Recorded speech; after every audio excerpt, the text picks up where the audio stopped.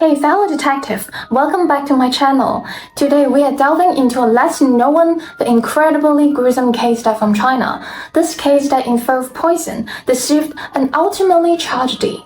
The Jinghai High School poisoning is a case that many people outside of China may not have heard of, but it's a case that still resonates deeply with the Chinese people to this day.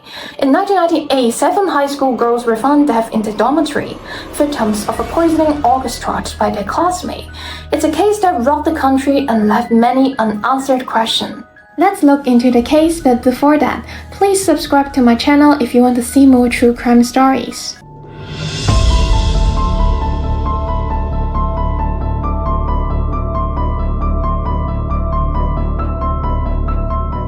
December 23rd, 1998. It was like any other Wednesday morning at Tianjin Jinghai No. 1 High School. For your information, Tianjin is a city that's very close to China's capital, Beijing. Students were just starting to stir, rubbing their sleep from their eyes and getting ready for another day of classes. But for one group of senior girls, this morning would be anything but ordinary. Zhu Xiaoxue, like every other day, got up early to take a walk around the school's sports field. But as she left her dormitory that morning, a strange smell caught people's attention. As the other girls in the dormitory woke up and started to get ready, they too noticed the smell. Following their nose, they traced the odor back to Zhu Xiaoxue's room 113. Zhu hadn't locked her door when she left. One of the girls pushed the door open and was left in shock at the scene before her. The bodies of 7 female classmates were lying in a haphazard manner in a dormitory. These girls had met a tragic end, and their bodies were in a gruesome state. The police were immediately called to the scene, and the investigation began. The situation is still unclear, and the city bureau leaders are on their way. Upon hearing this shocking news, the police office, of course, immediately lost all desire to sleep. Such a high number of deaths in the same case is extremely rare in Tianjin. The female dormitory buildings had already been sealed off by the Jinghai police who arrived earlier. This key high school has several dozen classes and several thousand students. Nearby students choose to live in the school and study, and it is a relatively closed environment, so usually these dormitories in China are like this. Each room had just 6 or 4 iron-framed bunk beds with table underneath, a wire aisle run through the middle, and there were a balcony at the ends to hang clothes.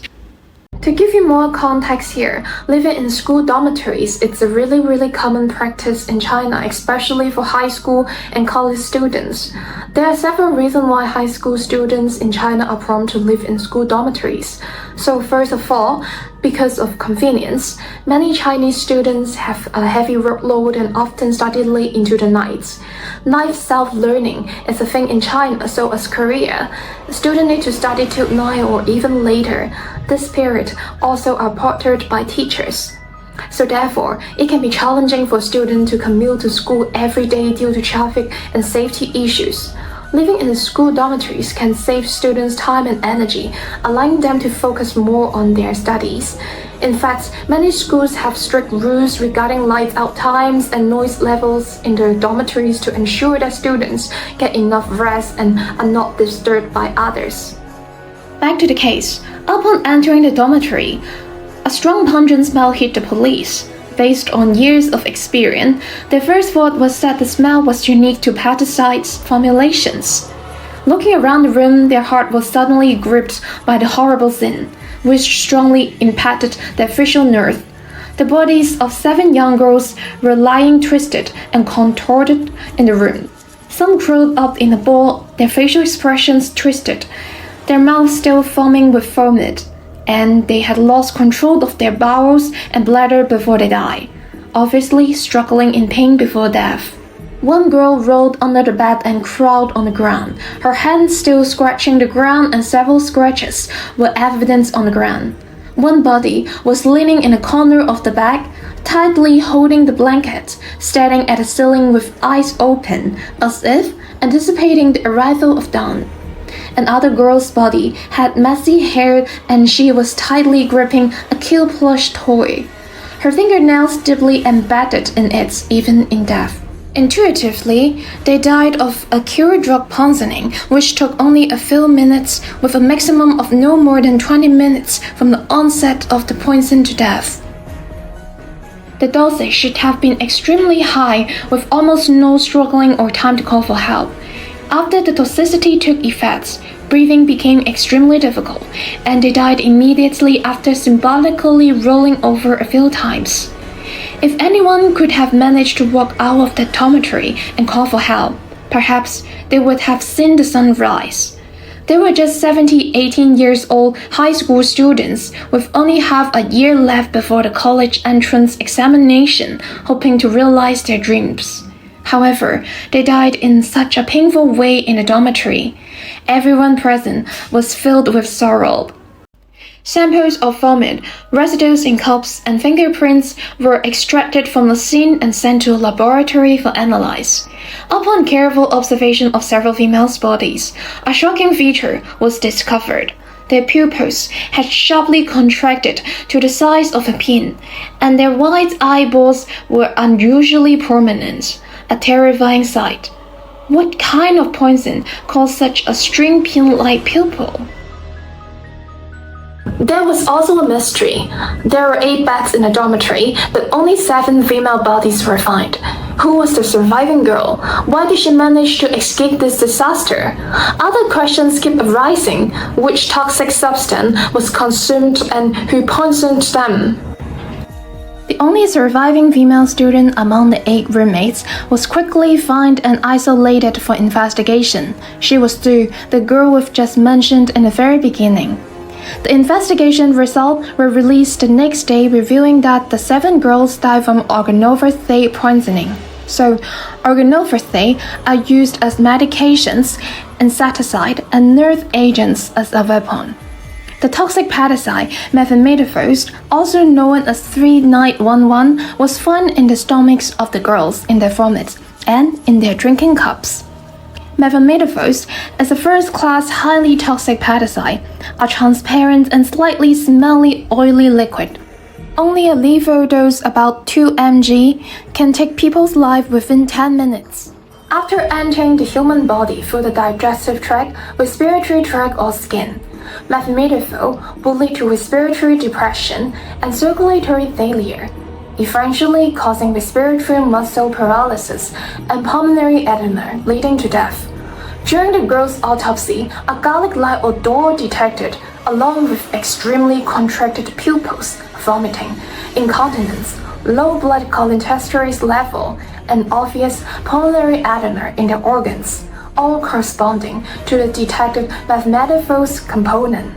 So now, the cause of death was determined, but how did these 7 girls ingest such highly toxic pesticide? At the same time, an even more shocking discovery was made. It was confirmed that the surviving female student Zhu had stayed overnight in the dormitory and had witnessed everything that had happened on that terrifying night. The school cafeteria staff were ruled out as suspects, as no toxic substance were found in the food that day, and no other students showed signs of poisoning. The dormitory manager stated that the girls' dormitory was strictly managed and no outsiders had entered. So all clues pointed toward the internal dormitory building. Now, 2 questions arise. First, did someone from outside poison them? Second, did the pressure of study lead to a group suicide? Or was it one of the 8 girls who did it? Therefore, all the students in that building, especially the only surviving student who has not revealed any information, are now under suspicion. The police questioned the teachers and classmates of the deceased, and their answers were all the same. The 7 girls were usually cheerful and were unlikely to commit suicide. The police found Zhu's fingerprints on several of the deceased drinking cups. In addition, the vomit of the girls contained apple and pear components, indicating that some of them had eaten fruits to mask the smell after ingesting the pesticide. Zhu's fingerprints were also found on the knife used to cut the fruit. The police interrogated her at length. but she denied poisoning her classmates. However, when all the evidence pointed to her, the police increased the intensity of their interrogation, and her finally spoke. Here come to the biggest plot twist. She claimed that she was not the culprit. The real poisoner was a girl named Lin, who had already passed away. According to Zhu's testimony, in September 1997, Lin and her classmates started dating, and she valued this relationship greatly. However, 1 year later, in September 1998, the couples broke up.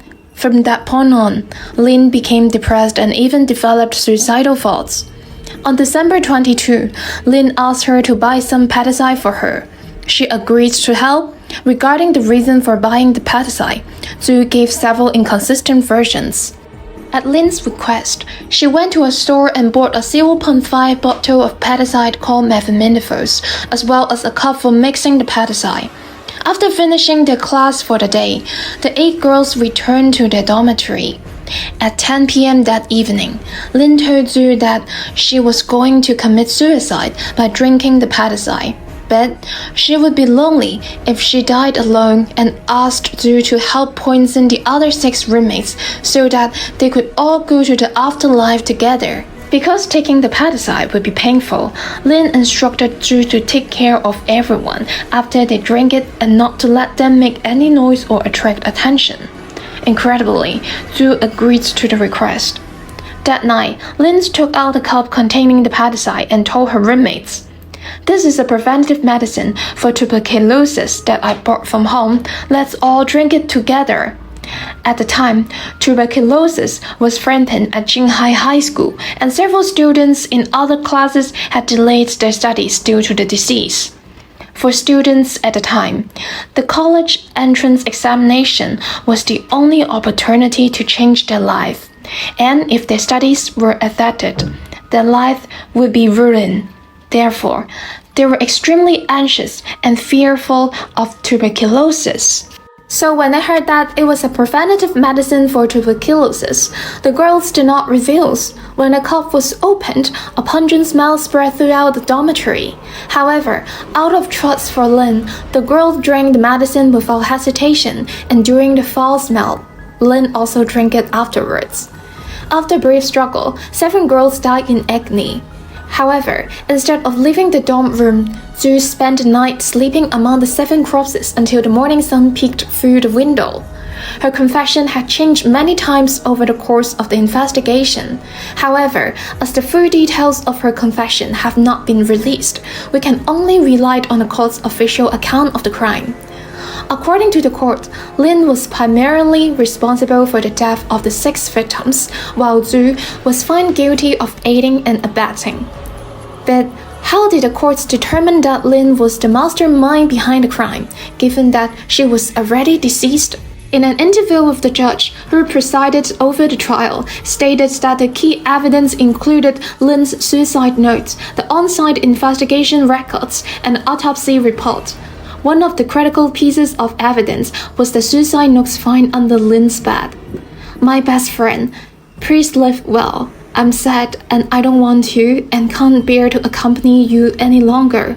Forgive me for not listening to your advice and hurting you so much.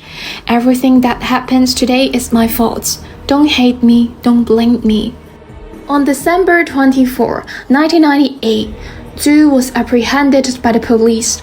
On July 28, 1999, the courts found her guilty of aiding and abetting Lin in poisoning their roommates, even though she knew that pesticide was lethal.